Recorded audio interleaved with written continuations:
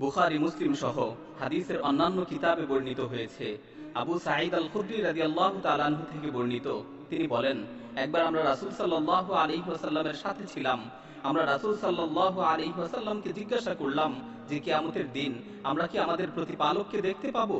রাসূল সাল্লাল্লাহু আলাইহি ওয়াসাল্লাম আমাদেরকে বললেন, যখন মেঘমুক্ত আকাশে চন্দ্র সূর্য উদিত হয় তখন সেই চন্দ্র সূর্যকে দেখতে কি তোমাদের কোনো কষ্ট হয়? আমরা জবাব দিলাম, না।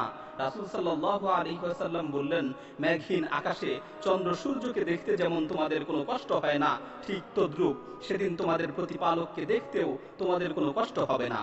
তারপর রাসূল সাল্লাল্লাহু আলাইহি ওয়াসাল্লাম আরো বললেন, কিয়ামতের কঠিন মুহূর্তে একজন ঘোষণাকারী সুউচ্চ কণ্ঠে ঘোষণা দিতে থাকবে, দুনিয়াতে তোমরা যে যার ইবাদত করতে আজকে সে তার সাথে যে একত্রিত হও।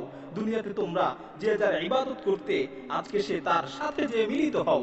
এই ঘোষণার সাথে সাথে ক্রুশের ইবাদতকারীরা ক্রুশের কাছে চলে যাবে, মূর্তি পূজকরা মূর্তির কাছে চলে যাবে, তাগুতের অনুসারীরা তাগুতের কাছে চলে যাবে।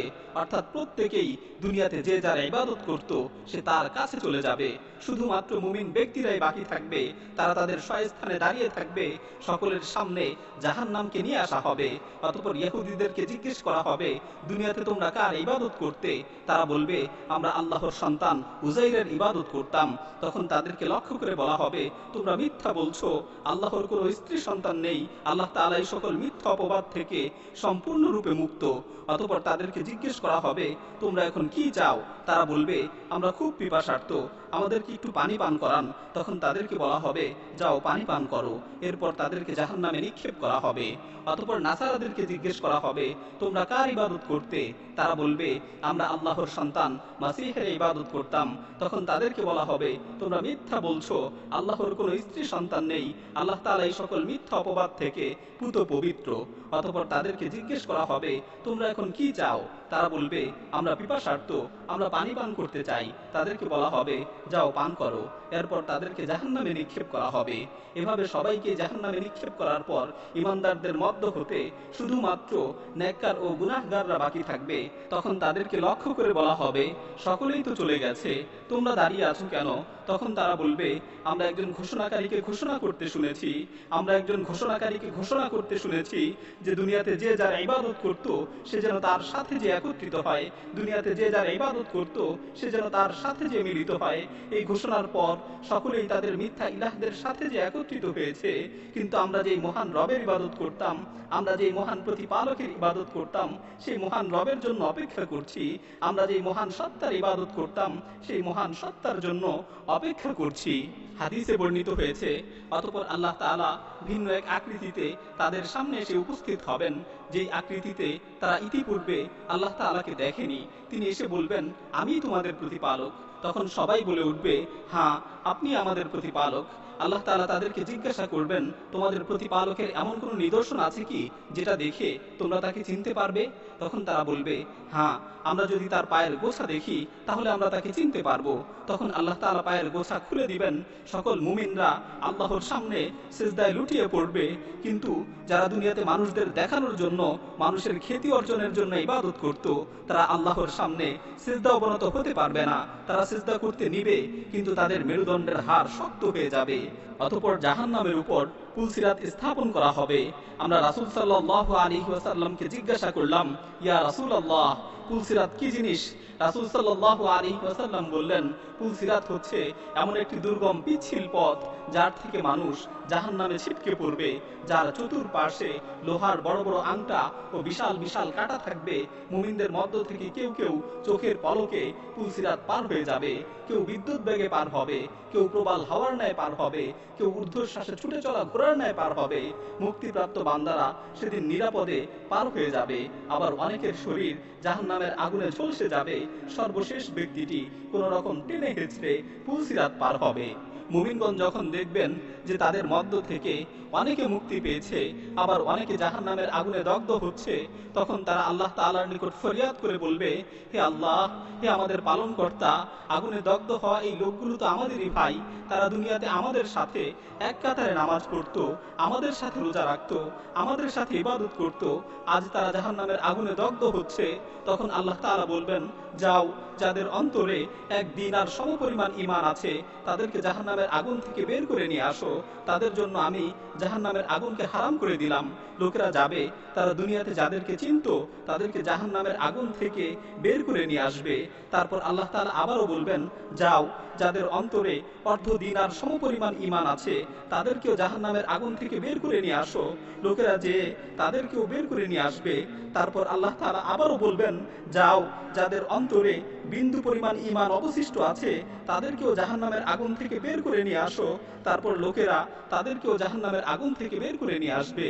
বর্ণনাকারী আবু সাঈদ আল খুদরি রাদিয়াল্লাহু তাআলা আনহু বলেন, তোমাদের কাছে যদি আমার এই কথাগুলো বিশ্বাস না হয় তাহলে আল্লাহ তাআলার আয়াত তেলাওয়াত করো, ইন্নাল্লাহা লা ইয়াযলিমু মিসকালা যাররাতিন ওয়া ইন তাকু হাসানাতান ইউদাইফহা। আল্লাহ তাআলা কারো উপর বিন্দু পরিমাণ জুলুম করেন না। যদি কারো সামান্য পরিমাণ সৎকর্ম হয় তাহলে আল্লাহ তাআলা তাকে দ্বিগুণ করে দেন। রাসূল সাল্লাল্লাহু আলাইহি ওয়াসাল্লাম বলেন, এরপর নবীগণ, ফেরেশতাগণ এবং ঈমানদারেরা সুপারিশ করবে। সকলের সুপারিশ যখন শেষ হয়ে যাবে তখন আল্লাহ তাআলা বলবেন, তোমরা সকলেই তো সুপারিশ করলে, এবার আমার সুপারিশের পালা। এই কথা বলে তিনি মুষ্টি ভরে জাহান্নাম থেকে এমন কিছু মানুষকে বের করে নিয়ে আসবেন যারা আগুনে জ্বলে পুড়ে কয়লায় পরিণত হয়ে গিয়েছে। তারপর তাদেরকে জান্নাতের সামনে অবস্থিত হায়াত নামক নদীতে গোসল করাবেন। গোসলের পর তারা আবারও সুঠাম দেহের অধিকারী হয়ে যাবে। তাদের শরীরে সিলমোহর মেরে দেয়া হবে। তারা জান্নাতে প্রবেশ করবে। জান্নাতবাসীরা বলবে, হা উলাই উতাকাউর রহমান, এরা হচ্ছে আল্লাহর আজাদকৃত বান্দা যাদেরকে আল্লাহ তাআলা নিজ অনুগ্রহে কোনো ধরনের নেক আমল ছাড়া জান্নাতে প্রবেশ করিয়েছেন। অতঃপর তাদেরকে বলা হবে, জান্নাতে তোমরা যা দেখছো এগুলো তোমাদের জন্য এবং এর সাথে তোমাদেরকে আরো সমপরিমাণ দেয়া হলো। আবু হুরায়রা রাদিয়াল্লাহু তাআলা আনহু থেকে বর্ণিত অপর এক হাদিস এসেছে, আল্লাহ তাআলা যখন বান্দাদের মাঝে সকল বিচার ফায়সালা শেষ করবেন এবং জাহান্নাম থেকে যাদেরকে মুক্তি দেয়ার তাদেরকে মুক্তি দিবেন, তখন ফেরেশতাদেরকে বলবেন, দুনিয়াতে যারা লা ইলাহা ইল্লাল্লাহের স্বীকৃতি দিত তাদের সকলকে জাহান্নাম থেকে বের করে নিয়ে আসো। ফেরেশতারা তাদের চেহারায় সিজদার নিদর্শনগুলো দেখে দেখে তাদেরকে জাহান্নাম থেকে বের করে নিয়ে আসবেন। জাহান্নামের আগুনে তাদের সমস্ত শরীর পুড়ে যাবে, শুধুমাত্র সিজদার স্থানগুলো সুরক্ষিত থাকবে। এরপর তাদেরকে আবে হায়াতের পানি দিয়ে গোসল করানো হবে। তারা পুনরায় সুঠাম দেহের অধিকারী হয়ে যাবে। পরিশেষে তাদের মধ্য থেকে একজন জাহান্নামে উপর হয়ে পড়ে থাকবে। জাহান্নামীদের মধ্য হতে সে হচ্ছে সর্বশেষ জান্নাতে প্রবেশকারী। সে আর্তনাদ করে বলবে, হে আমার রব, হে আমার পালনকর্তা, আমার চেহারাটাকে জাহান্নামের দিক থেকে একটু অন্যদিকে ঘুরিয়ে দিন, কেননা জাহান্নামের উত্তপ্ত হাওয়া আমাকে অস্থির করে তুলছে, আমার চেহারাটাকে ঝলসে দিচ্ছে। সে বারবার এই প্রার্থনা করতে থাকবে। তখন আল্লাহ তাআলা বলবেন, আমি যদি তোমার চেহারাটাকে জাহান্নামের দিক থেকে ঘুরিয়ে দেই তাহলে এরপর তুমি আমার কাছে আর কিছুই চাইবে না তো? সে বলবে, হে আল্লাহ, আপনার ইজ্জতের কসম করে বলছি এরপর আর কিছুই চাইব না। অতঃপর আল্লাহ তাআলা তার চেহারাকে জাহান্নামের দিক থেকে ঘুরিয়ে দিবেন। সে কিছুক্ষণ চুপ থাকবে। তারপর সে আবারও বলবে, হে আল্লাহ, আমাকে যদি জান্নাতের দরজার কাছাকাছি একটু অবস্থান করতে দিতেন। আল্লাহ তাআলা তখন তাকে লক্ষ্য করে বলবেন, তুমি না আমার সাথে প্রতিজ্ঞা করেছিলে, তুমি না আমার সাথে অঙ্গীকার করেছিলে যে তুমি আর কিছুই চাইবে না? ধ্বংস তোমার জন্য হে আদম সন্তান, তুমি কতই না প্রতিশ্রুতি ভঙ্গকারী। তারপর আল্লাহ তাআলা বলবেন, আমি যদি তোমাকে এটা দেই এরপর আর কিছু চাইবে না তো? সে বলবে, আপনার ইজ্জতের কসম করে বলছি। সে বলবে, আপনার ইজ্জতের কসম করে বলছি এরপর আর কিছুই চাইব না। অতঃপর আল্লাহ তাআলা এই ওয়াদার ভিত্তিতে তাকে জান্নাতের দরজার কাছাকাছি অবস্থান করতে দিবেন। সে কিছু সময় চুপ থাকবে। অতঃপর যখন জান্নাতের অভ্যন্তরীণ মনোরম দৃশ্য দেখবে, জান্নাতের আরাম আয়েশ দেখবে, তখন সে আবারও প্রার্থনা করে বলবে, হে আল্লাহ, আপনি যদি অনুগ্রহ করে আমাকে জান্নাতে প্রবেশ করিয়ে দিতেন। তখন আল্লাহ তাআলা বলবেন, তুমি না আমার সাথে প্রতিজ্ঞা করেছিলে যে তুমি আমার কাছে আর কিছুই চাইবে না? সর্বনাশ তোমার জন্য হে আদম সন্তান, তুমি কতই না প্রতিশ্রুতি ভঙ্গকারী। তখন সে বলবে, হে আল্লাহ, আমি আপনার সৃষ্টিকুলের মধ্যে সবচেয়ে নিকৃষ্ট হতে চাই না। এভাবে সে প্রার্থনা করতে থাকবে।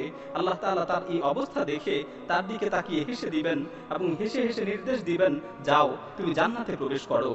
যখন সে জান্নাতে প্রবেশ করবে তখন আল্লাহ তাআলা তাকে জিজ্ঞেস করবেন, তুমি আর কি চাও? সে একের পর এক চাইতে থাকবে। আল্লাহ তাআলাও তাকে দিতে থাকবেন। এক সময় তার চাওয়ার পরিধি শেষ হয়ে যাবে। সে চাওয়ার মতো আর কোনো কিছুই খুঁজে পাবে না।